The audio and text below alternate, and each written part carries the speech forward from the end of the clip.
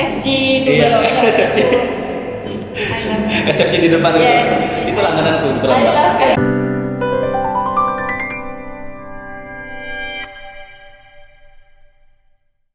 Halo semuanya.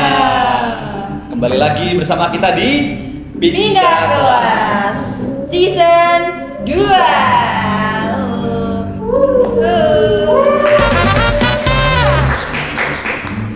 Ini setahu kita ada slogannya Mbak Sam. Iya nih. Apa ini slogannya? Pindah kelas Tetap kuliah walau. tidak berkelas. Oke, karena tak kenal maka tak sayang. Anjay. Jadi izinkan kami untuk memperkenalkan diri nih. Karena tahun lalu atau season yang lalu itu kebetulan hostnya Mas Nabil dan Mas Tito. Sekarang udah Yes. berganti ke saya dan juga siapa. Oke. Kenalin, namaku Gilang Muhammad Al-Azhar, bisa dipanggil Gilang. Aku dari divisi HDE, Hubungan Diplomasi Eksternal, atau yang bisa disebut dengan humasnya CLSA. Untuk siapa? Kenalin, aku Deviani Safa. Biasa dipanggil Safa. Aku dari divisi pendidikan. Biasanya kalau pendidikan ini dikenalnya dengan divisi yang ini ya, membuat orang-orang jadi semakin pintar gitu ya. Yes, kan pendidikan, Menteri Pendidikan. Ais. Anjay. Kebetulan siapa sekarang Menteri Pendidikannya? Oke. Aku juga mau bikin honorable mention Iya. kepada divisi Medinfo yang bekerja di balik layar. Mari kita berikan applause yang meriah. Karena tanpa mereka kita nggak akan bisa menyukseskan Broker Podcast Iya. ini. Tanpa mereka, jasa-jasa mereka dan keringat mereka kita tidak dapat sampai detik ini. Betul sekali. Yes. Jadi kita di sini membahas apa kira-kira Syaf? Oke, untuk episode pertama nih kita bakal bahas tentang Kayaknya udah mulai capek nih ya membahas ini, udah kamu duluan kayaknya ya. iya kayak ya Allah ya Karim gitu ya. Ya Allah. Jadi kita hari ini akan membahas tentang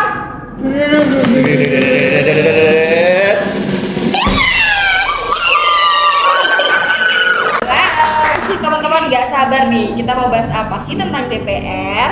Oke, mungkin untuk teman-teman yang, tapi aku rasa udah tahu semua sih Syaf. Iya sih. Kayak soalnya kan sempat viral ya kemarin terkait DPR yang katanya bikin ulah, katanya bikin kontroversi. Nah, di sini kita mau bahas terkait wajah baru DPR dan kita juga memberikan kritik serta harapan gitu ya. Oh iya, Kurang lebih. ya kita berharap lah ya semoga DPR makin solid, integritas. Ilmu amal integritas. Ilmu amal integritas seperti slogannya Eva. Betul. Oke, jadi kita memang di sini mau memberikan pandangan kita sebagai mahasiswa hukum. Oke, oh iya. Ya, kebetulan kita kan CLSA, Iya. hukum pidana. Jadi kita memberikan pandangan terkait sudut pandang mahasiswa. Yes. Yang pertama di sini mungkin kita akan bahas terkait tunjangan dan keuangan DPR. Penting banget nih. Penting banget ini. Soal uang ini pasti melek ini. Melek Iya, pasti. melek. Kan ini diambil dari pajak negara, Oh. dari uang masyarakat. Jadi Yes. kita yang bayar pajak ke negara itu gajinya buat DPR. Nah, oh my god. Mungkin siapa sempat dengar gak kemarin terkait kontroversi keuangan ini Syah? Sempet sih yang digadang-gadang 50 juta itu. Ih, 50 juta? 50 juta. Apa kurang? Kayaknya lebih deh, Oke. setauku. Berapa nih Kak Gilang? Aku kemarin sempat riset terkait gaji DPR yang yang secara resmi ya, kita kan nggak tahu di luar mungkin nyari tambahan atau gimana. Itu bisa sampai 104 juta per bulan. Per bulan guys. Per bulan guys, bayangin. Kayak aku kan sempat baca ada tunjangan anak istri, tunjangan komunikasi, tunjangan asisten itu ada juga. Dan yang paling gong, yang paling besar yang tahu Pak kira-kira? Gong apa nih? Tunjangan rumah. Oh my god.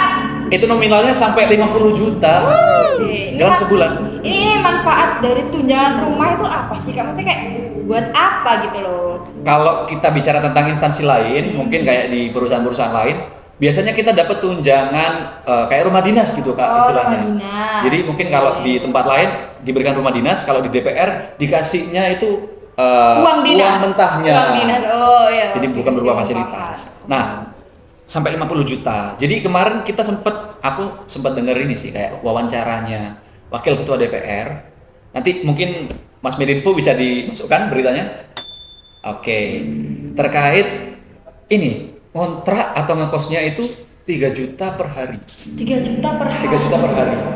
Cuman kan yang bikin heran 3 jutanya ini itu biasanya kan kalau kita ngekos itu per bulan ya? Iya. 3 juta. Mungkin kalau di Jemberan sini murah-murah Di ya. Jemberan 3 juta udah dapat lantai 2. Lantai 2 full fasilitas. 5. Iya, di Jemberan. AC 7. AC, iya, AC 7. AC 7. Jadi nanti tidurnya Iya. sambil kupat selimut gini. Iya.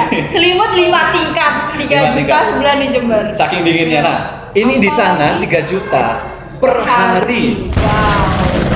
Makanya itu aku lihat kayak matematikanya ini gimana sih? 3 juta per hari dikali dengan 1 bulan berapa? 90 juta. 90 juta 1 bulan. Dan mereka masih merasa kurang. Wow. Kayaknya mereka tidurnya di hotel ya. Ya mungkin dia Betul. listriknya pakai tenaga nuklir paling ya Kak. Mungkin, Bisa jadi. Eksklusif dari Korea Utara. Dari Korea Utara. Kita Jadi tahu. tidak merugikan negara Iya, mungkin. jadi mungkin ya kita nggak tahu. Nggak tahu, nggak ada yang Kita tahu. Itu nggak ada yang tahu. Oke, jadi mereka menuntut untuk adanya kenaikan tunjangan dan gaji. Kayak wow, it's amazing ya kalau It's menurutku. Karena itu sudah terlalu banyak kalau menurutku untuk ukuran DPR. Bener banget. Kalau 90 juta ini kan 1 bulan ya Kak. Ya. Itu sama dengan beberapa ini SPP Mandiri. Oh Ya, iya. udah 30 orang mungkin. 30 Kak. orang kayaknya 30 itu. orang 100 SPP Mandiri juta. FH Hukum. Ya. Bener sekali. Iya itu. Nah, dari situ kita akan lari ke masih tetap DPR, cuman kita bahas tentang kualitasi dan representasi anggota. Jadi Kenapa mungkin nih? Mbak Safa tahu nggak sih kayak yang jadi DPR itu kira-kira dari kalangan mana aja kalau boleh tahu? Nah kemarin dengar-dengar nih Kak, ada yang mengajukan bahwa DPR itu harus minimal kalau bisa S2. S2. S2 dengan tes TOEFL. Netizen berkomentar, ini tolong ya DPR kalau bisa S2, kalau bisa TOEFL 600.000 gitu, kalau bisa kayak gitu. Tapi ditolak. Tapi faktanya tidak seperti itu. Tidak seperti itu. Jadi yang bisa kita lihat mungkin sejauh ini ya Mbak, public figure itu rata-rata banyak yang manuver. Betul banget. Iya, jadi dari mereka public figure jadi artis, ada yang komedian, ada yang pemusik, Penyanyi dangdut, musisi, penyanyi dangdut. ya penyanyi dangdut, banyak yang bermanuver. Aku menunggu Dewi Persik jadi DPR. Siapa yang tuju? Kuda Garam Jaya.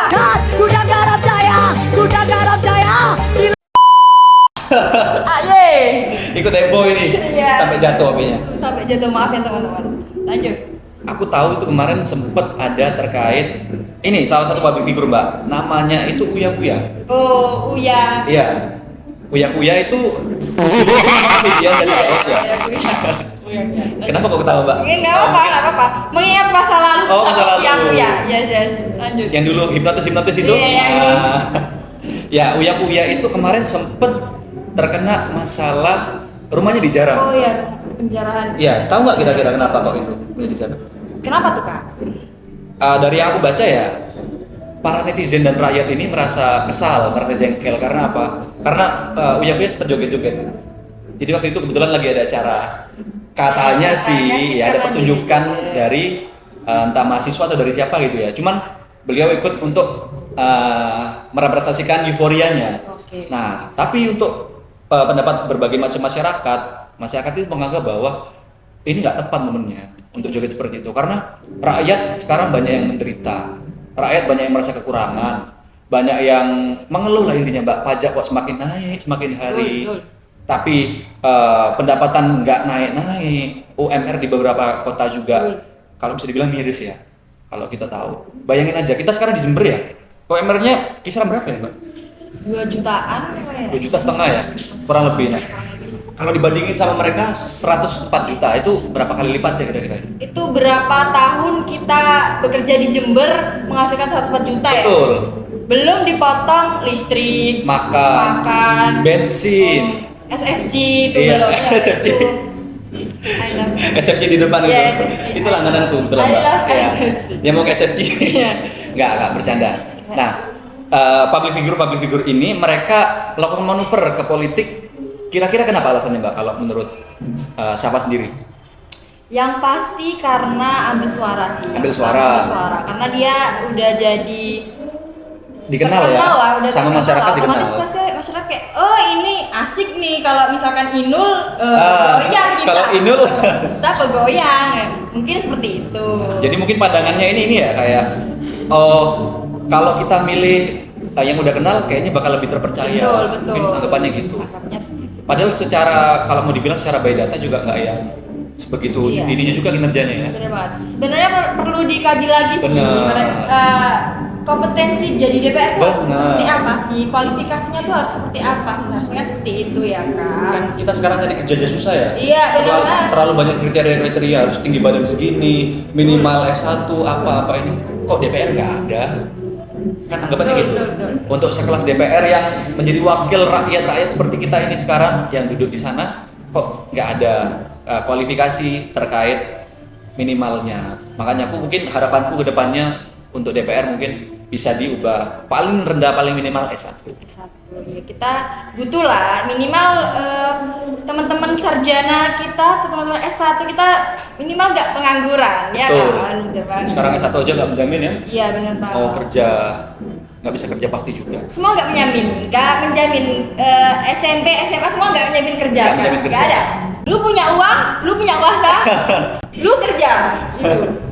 Jangan diedit ya ini. Ini kayak Bayaman Iya, sore, iya. Bayam sore. Pokoknya itu deh teman-teman. Kita lanjut ini Mbak siapa? Oke. Ke transparansi proses legislasi. Kira-kira apa yang siapa tahu sedikit banyak terkait transparansinya kemarin kalau. Nah, kalau ngomong tentang transparansi pasti kita akan bahas tentang rapat. Rapat. Iya. Rapat paripurna. Rapat, iya. Paling jauh rapat ini sih. Pembentukan undang-undang. Pembentukan undang-undang. Ya, itu pasti bahkan di undang-undang sudah tertera kalau misalkan adanya pembentukan undang-undang itu melibatkan masyarakat, Betul sekali. mahasiswa, jurnalis, semua. Tapi kemarin teman-teman sempat ada rapat di hotel. Di hotel. Wow. Oh ini kalau nggak salah yang bahas RUU TNI itu ya? Yes. Kenapa itu kok harus di hotel? Apakah di gedung DPR kurang adil? Apakah dirasa agak beresiko? Ya, kenapa?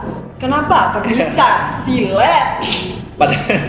Padahal kalau menurutku kan gini ya Pak, mereka kan wakilnya rakyat. Iya, Seharusnya nggak ada salahnya untuk mengajak rakyat membuat suatu undang-undang. bener banget. Nah, mungkin yang menjadi kontroversi ini terkait RUU TNI ini mau dimasukkan ke 13 aspek, 13 lini Mbak di Indonesia. Contohnya salah satunya ke perikanan, kejaksaan juga kalau nggak salah. Iya, kejaksaan juga. Nah, jadi di situ kita mikir kayak, ini kalau semua tempat, semua Ini instansi sipil, ya.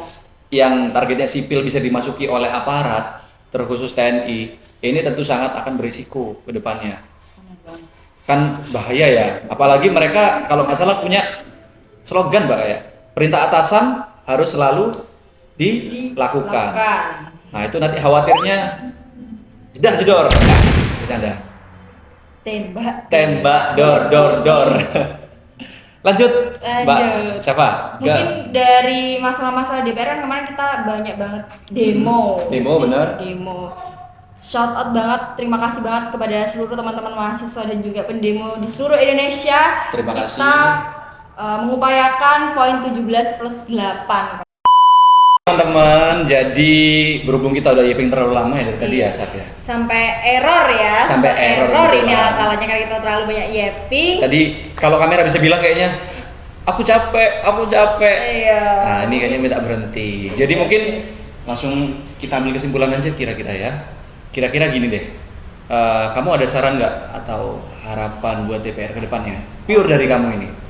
Kalau dari aku sebenarnya banyak ya. Misalkan kalau ditulis nih dengan kata-kata pasti berseason-season Berseason-season. kayaknya untuk saran dan harapan buat DPR. Tapi harapan aku buat DPR semoga kita dapat aspirasi dari kita dapat terdengar gitu, harapan buat DPR supaya lebih baik lagi, terus lebih Iya, lebih inilah bisa mengerti. bisa mengerti dan juga mengetahui situasi-situasi yang yang kita sekali. butuhkan, masyarakat butuhkan gitu. Kalau dari aku kayaknya mungkin kurang lebih sama kayak siapa, cuman aku minta tolong mungkin kepada DPR untuk lebih serius dalam menjalani masa jabatan yang ada di DPR, karena 5 tahun dari kalian itu sangat berarti buat kita. Segala regulasi sudah pasti bisa dipermudah gitu, bisa diatur Jadi mohon untuk melihat kepada kaum-kaum yang ada di bawah ini. Tuh. Karena kita juga berharap cuma bisa pada Dewan Perwakilan Rakyat. Oke, mungkin dari teman-teman kalau ada mau saran atau kritik terkait DPR juga boleh untuk komen di bawah. Komen di bawah. Ya. Buat salam-salam buat DPR Madiun gitu. Boleh. Di bawah. Ini kan Oke. siapapun bisa lihat. Siapapun bisa lihat. Jadi boleh taruh komentarnya di Komentar. bawah ya, teman-teman. Jangan Jangan lupa juga like, komen, dan subscribe channel CLSA. kalau berkenan bisa juga dinyalakan lonceng notifikasinya. Jadi biar gak ketinggalan tentang konten-konten dari podcast Pindah Kelas. Iya, kalau bisa di-share ya ke grup keluarga, grup danusan, grup semuanya. Oke, teman-teman. Grup angkatan juga bisa. Iya, grup angkatan semuanya. Oke. Bisa dikirim, oke? Jadi mungkin sekian dari kita. Terima kasih atas perhatiannya. Sampai jumpa di next video. Dadah. Bye bye. Salam pidana.